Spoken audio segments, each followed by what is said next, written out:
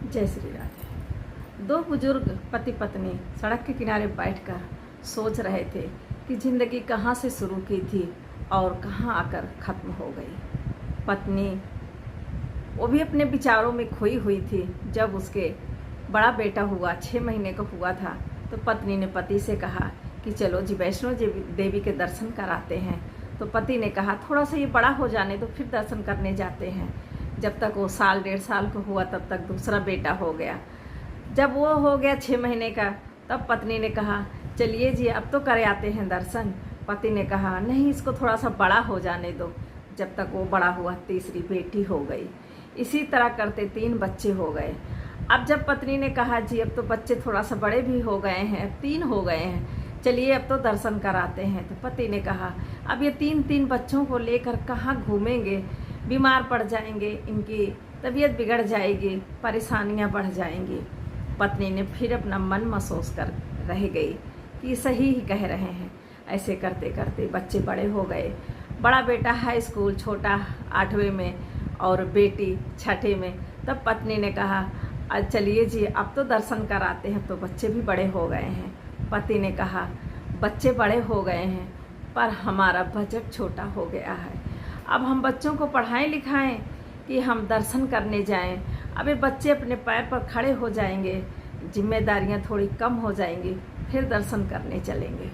बेटी बड़ी हो गई, ग्रेजुएशन कर लिया, तो उसके बाद बेटी के अच्छे घर में देखकर शादी कर दिया।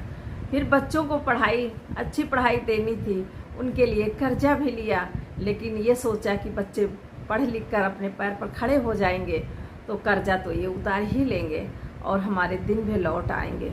फिर हम दोनों प्रेम से खूब घूमेंगे, दर्शन करेंगे, चारों धाम की यात्रा करेंगे। वो सपने देखते रहे। इसी तरह बच्चे बड़े हुए, उनकी अच्छी नौकरी भी लग गई।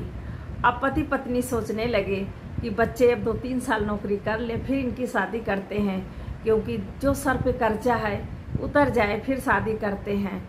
पत्नी मिलने के बाद पता नहीं बच्चे साथ देते हैं कि नहीं देते हैं। ये सोचकर उन्होंने, जब कोई लड़की वाला आता शादी के लिए तो वो कहते अभी थोड़ा सा टाइम है, वक्त दो, फिर शादी मैं करता हूँ। लेकिन वो बच्चे जहाँ नौकरी करते थे वहीं अपने प्रेम विवाह उन्होंने वहीं लड़की उनको मिल गई और उन्होंने प्रेम विवाह कर लिया। और माँ बाप से तो सिर्फ आशीर्वाद लिया, उनसे पूछा भी नहीं कि हम शादी करें कि ना करें। अब पत्नी को लेकर घर आए हैं तो आशीर्वाद तो माँ बाप देंगे ही, क्योंकि वो मजबूर हैं। बच्चे जो समझदार हो गए हैं, दोनों बच्चों ने ऐसा किया। माँ बाप का थोड़ा सा मनोबल तो टूटा, लेकिन फिर भी संभले। घर में 2 ही कमरे थे, बरामदा था, किचन था, बहुत बड़ा घर नहीं बना था। पिता के जो बन पड़ा था उतना बना पाए थे। अब 2 बहुएं आ गईं, दोनों कमरे में बहू बेटे हो गए और माँ बाप बरामदे में आ गए। जिन्होंने एक पाई जोड़ जोड़ कर घर बनवाया वो आज बरामदे में बैठे थे और दोनों बेटे कमरे में बैठे थे। पिता ने एक दिन बुलाया अपने बच्चों को, बोला तुम लोगों की पढ़ाई में जो हमने कर्जा लिया है उसको उतारना है बच्चों, थोड़ा थोड़ा करके दो तो कर्जा उतार दो। रोज पैसा लेने वाले दरवाजे पर आते हैं, अच्छा नहीं लगता। बेटे बोल पाते उससे पहले बहुएं बोल दी, बोली क्या हमसे पूछकर आप लोगों ने कर्जा लिया था? हम कर्जा नहीं भर सकते हैं और इतना पैसा नहीं है कि हम आपका कर्जा भरें। तो माँ बाप ने कहा कर्जा हम अपने लिए नहीं लिए थे, हम अपने ऐश के लिए नहीं लिए थे, वो कर्जा तुम्हारे पतियों की पढ़ाई के लिए लिए थे।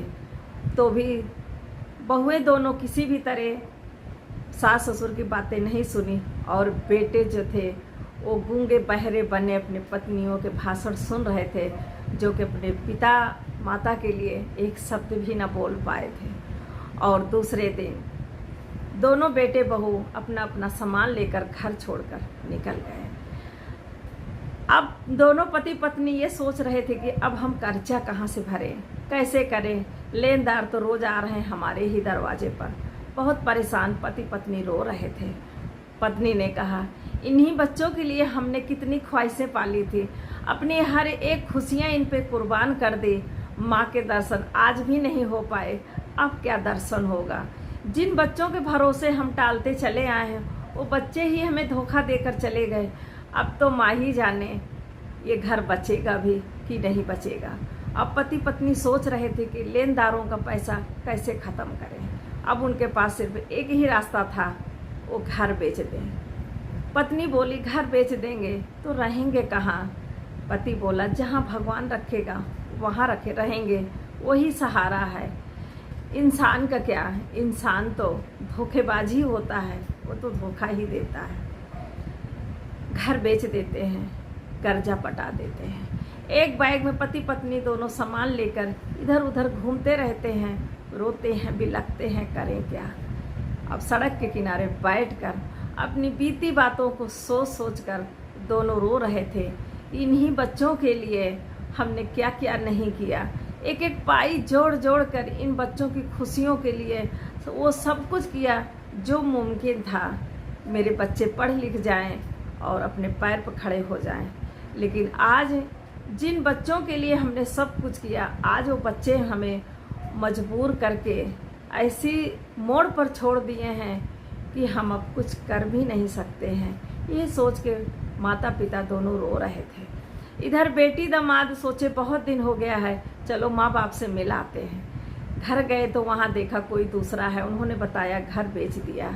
मायूस होकर बेटी दामाद जब घर से वापस आने लगे अपने घर जाने के लिए, तो देखा सड़क के किनारे माता पिता बैठे दोनों रो रहे हैं। बेटी दामाद माता पिता के पास गए, बोले पापा मम्मी ये सब क्या हो गया। उन्होंने अपने बेटी दामाद को पूरी कहानी बताई।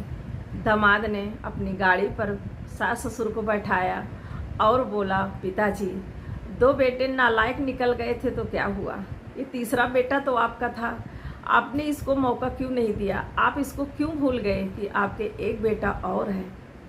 तो माता पिता ने कहा जब खुद के जन्मे बेटों ने धोखा दे दिया तो मैं दामाद पर क्या घमंड दिखाऊं। बेटा इसलिए मैंने कुछ नहीं बताया। बेटी रोने लगी, बोली पापा आपने मेरे लिए भी तो वो सब दुख सहे हैं जो भाइयों के लिए सहे थे। भाइयों ने धोखा दिया तो क्या हुआ, मैं तो हूँ ना। और बेटी दामाद सास ससुर को लेके अपने घर चले जाते हैं। आज भी लोग बेटों के लिए ही सिर्फ मरते हैं, बेटा चाहिए। आज भी दुनिया में, खासकर अपने भारत में, आज भी बेटियां कोख में मार दी जाती हैं। लेकिन बहुत सी ऐसी बेटियां हैं जो अपने माँ बाप को सहारा देती हैं और माँ बाप का सर ऊंचा करती हैं।